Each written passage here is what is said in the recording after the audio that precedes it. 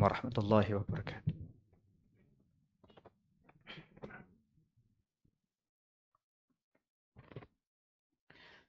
Innal hamdalillah nahmaduhu ta'ala wa nasta'inuhu wa nastaghfiruh wa na'udzu billahi min shururi anfusina wa min sayyiati a'malina. Man yahdihillahu fala mudilla lahu wa man yudlil fala hadiya lahu. Asyhadu an la ilaha illallah wahdahu la syarika lahu wa asyhadu anna Muhammadan 'abduhu wa rasuluh sallallahu alaihi wa ala alihi wa sahbihi wasallam. Ya ayyuhalladzina amanu taqullaha haqqa tuqatih wa la tamutunna illa wa antum muslimun. Ya ayyuhan nasu taqu rabbakumul ladzi khalaqakum min nafsin wahidah wa khalaqa minha zawjaha wa batha minhuma rijalan katsiran wa nisaa'a. Wattaqullaha alladzi tasaaluna bihi wal arham. Innallaha kana 'alaikum raqiba.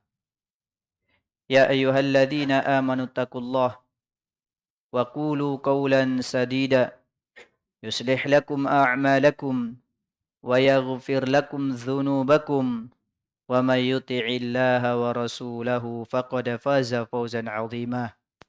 Amma ba'd, fa inna asdaqal hadithi kalamullah wa khairal hadi hadi Muhammadin sallallahu alaihi wa ala alihi wa sahbihi wasallam.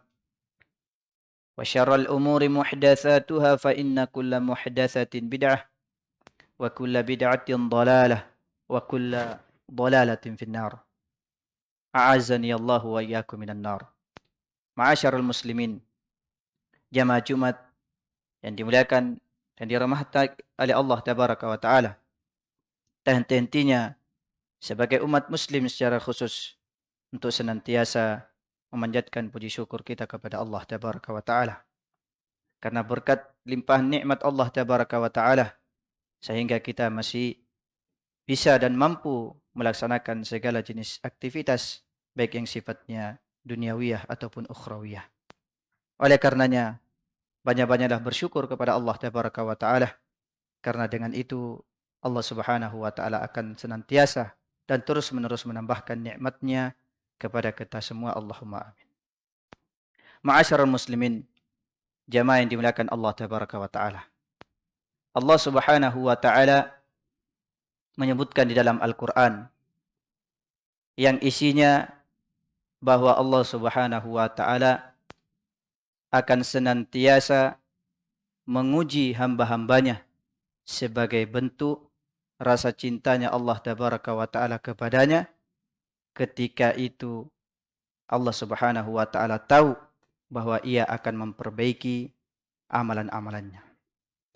Allah Subhanahu wa taala berfirman dalam Al-Qur'an, kullu nafsin dha'iqatul maut wa nabluukum bisyarri wal khairi fitnatan.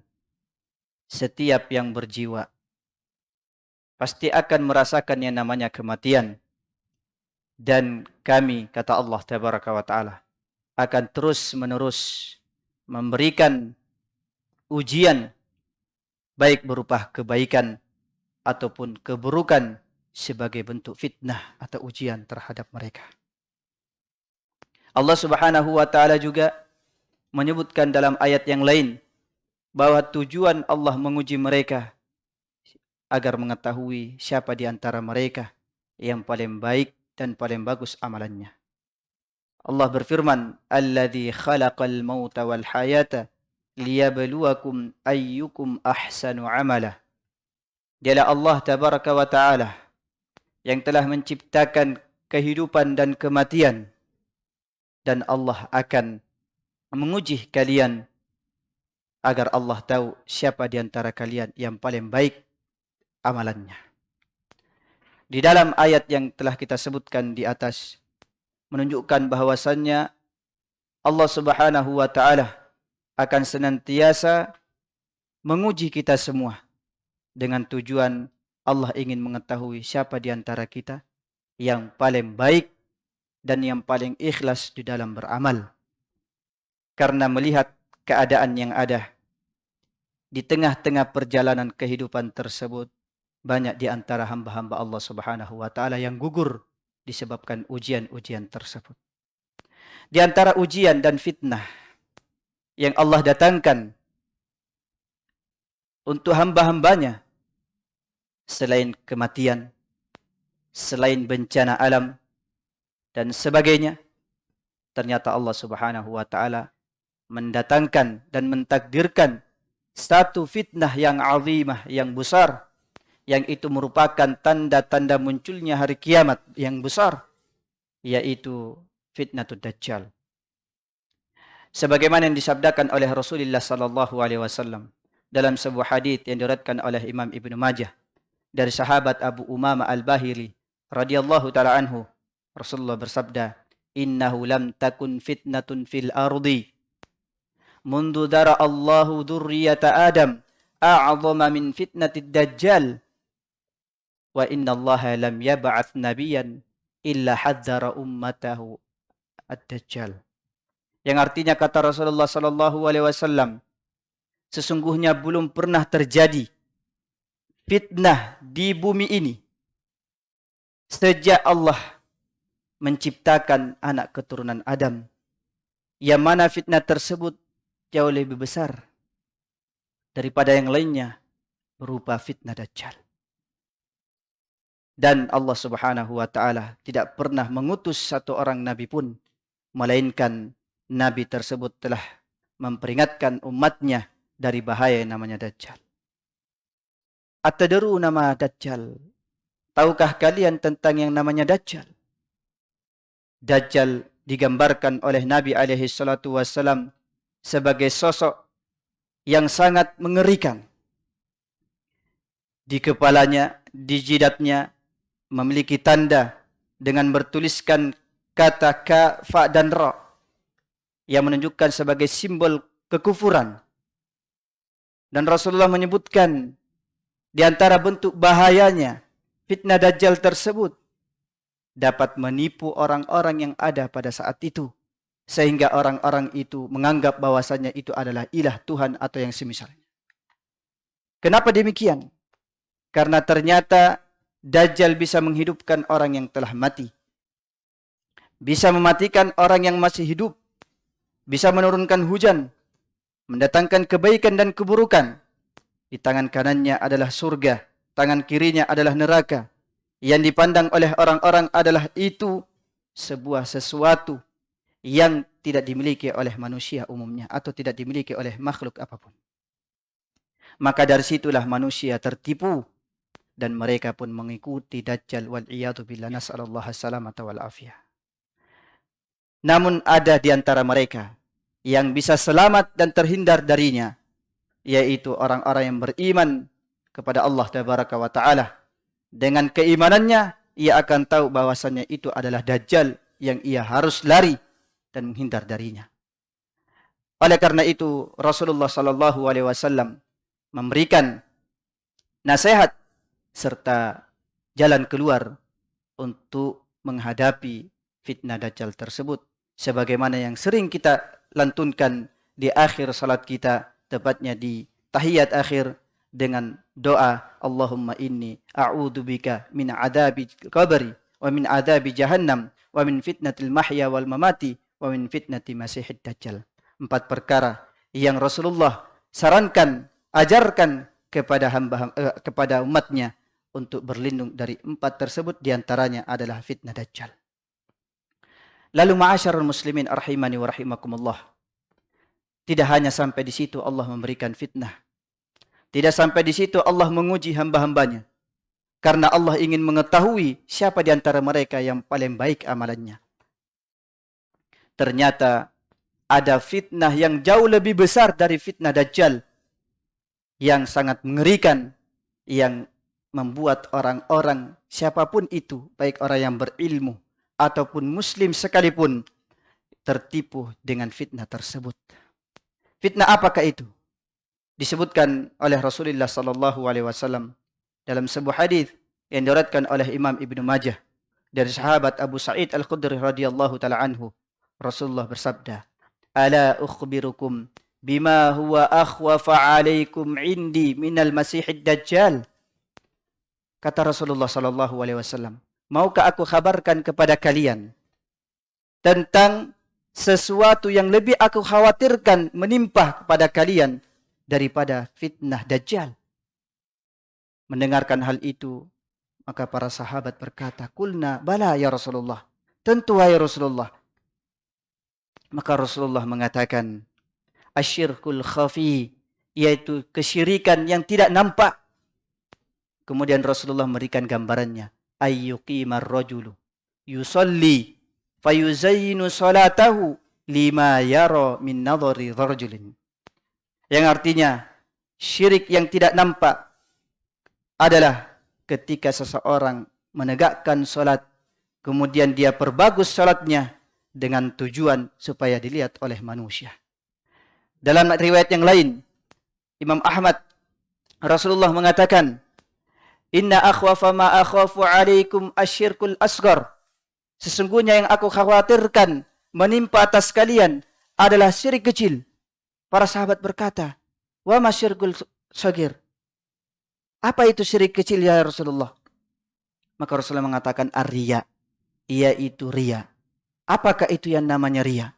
Riya itu adalah melakukan segala jenis ibadah dalam rangka untuk dilihat dan dipuji oleh manusia. Jamaah Jumat yang dimuliakan Allah Tabaraka wa Ta'ala. Rasulullah sallallahu alaihi wasallam menyebutkan dalam hadits ini yang menunjukkan bahwa ada fitnah yang lebih besar daripada Dajjal, yaitu ar-riya. Lalu pertanyaannya, sebesar apakah fitnah riya tersebut sehingga dikatakan lebih besar daripada Dajjal? Kalau kita melihat yang diterangkan oleh para ulama, ternyata fitnah Dajjal itu masih bisa dilihat oleh mata. Kita bisa tahu bahwa itu adalah Dajjal dengan tanda kaf dan ra, dengan sifat-sifatnya bisa dilihat oleh siapapun dengan matanya. Tetapi yang namanya fitnah riya, tak ada seorang pun yang mampu melihatnya karena tersamarkan, kata Rasulullah sallallahu alaihi wasallam. Karena itu adalah sesuatu yang masuk pada tubuh seseorang. Siapa yang tahu? Hanya diri dia dengan Allah Tabaraka wa Ta'ala. Lalu apa bahaya dan efek dari fitnah Dajjal, fitnah riya tersebut? Allah Subhanahu wa Ta'ala sebutkan dalam Al-Quran bahwa di antara bahaya dari fitnah riya tersebut akan menghapuskan seluruh pahala dari amalan-amalannya. Allah Subhanahu wa Ta'ala berfirman, ya ayyuhalladzina amanu la tubtilu sadaqatikum bil manni wal adha kalladzi yunfiqu malahu ria'an nas. Wahai orang-orang yang beriman, janganlah kalian membatalkan dan menghapuskan pahala amalan-amalan kalian karena melakukan dua hal, yaitu mengungkit-ungkit pemberian, menzalimi orang lain, sebagaimana halnya orang yang bersedekah, berinfak dengan tujuan supaya dilihat oleh manusia. Dalam ayat ini sangatlah jelas bahwa ketika seseorang berinfak, bersedekah, yang merupakan itu adalah bagian dari ibadah, ketika ia lakukan karena tujuan supaya dilihat oleh manusia, dipuji oleh manusia, maka pada saat itu amalannya batal. Ma'asyiral muslimin rahimani wa rahimakumullah. Sungguh sangat mengerikan amalan tadi. Mengerikan fitnah riya tadi. Amalan yang dahulu kita lakukan hingga saat ini, itu akan terhapuskan karena sebab fitnah riya. Kemudian Rasulullah sallallahu alaihi wasallam juga menyebutkan bahwa bahayanya riya tatkala masuk pada diri seseorang akan menghinakan dan merendahkan orang tersebut. Disebutkan dalam sebuah hadits yang diriwayatkan oleh Imam At-Tabarani, Al-Baihaqi dan Imam Ahmad rahimahumullah. Rasulullah sallallahu alaihi wasallam bersabda, "Man samma'an nasa bi'amalihi, samma'allahu masami'ahu lil khalqi wa sagharahu wa haqqarahu." Kata Rasulullah sallallahu alaihi wasallam yang artinya, barang siapa yang memperdengarkan dan memperlihatkan amalan-amalannya kepada manusia dengan tujuan riya tadi. Maka Allah Subhanahu wa taala akan umbar dan singkap dan sebarkan aib-aibnya. Lalu Allah akan rendahkan dan hinakan dia di hadapan hamba-hamba. Ma'asyarul muslimin rahimani wa rahimakumullah. Dengan sebab riya tadi membuat pelakunya menjadi hina di mata Allah tabaraka wa taala. Sudah terhapusnya amalan, lalu Allah rendahkan dan hinakan dia. Tidak hanya sampai di situ jamaah. Ternyata fitnah riya ini juga akan membahayakan pelakunya, yaitu akan mendapatkan kecelakaan. Sebagaimana Allah Subhanahu wa taala firmankan dalam Al-Qur'an, "Fawailul lil musallin alladzina hum an salatihim sahun alladzina hum yura'unan nas wa yamna'unal ma'un." Yang artinya kata Allah tabaraka wa taala, sungguh celaka orang-orang yang melakukan salat. Mengapa bisa? Bukankah salat itu adalah ibadah yang diperintahkan oleh Allah tabaraka wa taala, yang dengan itu kita bisa selamat dunia akhirat? Tetapi kenapa Allah mengatakan kita akan mendapatkan kecelakaan? Lalu Allah menjawab, alladzina hum an salatihim sahum, bagi orang-orang yang lalai ketika salat, tidak ikhlas ketika salat, tidak sungguh-sungguh ketika ibadah. Alladzina hum yura'un, dan mereka-mereka melakukan ibadah tadi tidak lain karena ingin dilihat dan dipuji oleh manusia. Jamaah Jumat yang dimuliakan Allah tabaraka wa taala, sungguh sangat merugi orang-orang yang sudah terfitnah dengan fitnah ar-riya. Lalu bekal apa yang ia bawa ketika menghadap Allah tabaraka wa taala? Ternyata jamaah, yang berikutnya bahaya dari yang namanya fitnah riya, tatkala di hari kiamat kelak dia termasuk orang yang pertama kali dibakar oleh api neraka. Kemudian Rasulullah sallallahu alaihi wasallam juga menyebutkan bahwa apa saja yang bisa mewarisi dari sifat atau fitnah ar-riya tersebut. Ternyata fitnah riya ini mewariskan yang namanya al-ujub, yaitu bangga terhadap dirinya. Yang ketika seseorang merasa bangga terhadap dirinya, itu adalah salah satu dari bentuk kebinasaannya. Hal ini sebagaimana yang disabdakan oleh Rasulullah sallallahu alaihi wasallam. Thalathun muhlikat. Ada 3 golongan yang akan binasa nanti di hari kiamat. Yang pertama adalah syuhun muta', yaitu pelit dan kikir yang diikuti. Wahawa muttaba', yang kedua adalah hawa nafsu yang dituhankan. Kemudian yang ketiga adalah i'jabul mar'i binafsih, yaitu seseorang yang menganggap dirinya, yang membanggakan dirinya karena sesuatu. Hati-hati jamaah. Dengan sebab membanggakan diri, ternyata itu menjerumuskan diri dalam kebinasaan. Oleh karenanya, jadilah orang-orang yang senantiasa baik dalam beramal, ikhlas dan tulus ketika melakukan sesuatu, tujuannya karena Allah tabaraka wa ta'ala, karena itulah yang akan menentukan kebahagiaan kita ketika di dunia dan di akhirat. Jangan mengikuti pujian-pujian manusia. Jangan mencari sesuatu karena ingin tendensi-tendensi tertentu dari manusia yang membuat kalian akan menjadi binasa dan merugi dunia dan akhirat. Allahul musta'an. Barakallahu li wa lakum fil Qur'anil azim wa nafa'ani wa iyyakum bima fihi minal ayati wa dzikril hakim wa taqabbalallahu minni wa minkum tilawatahu innahu huwas samiul alim.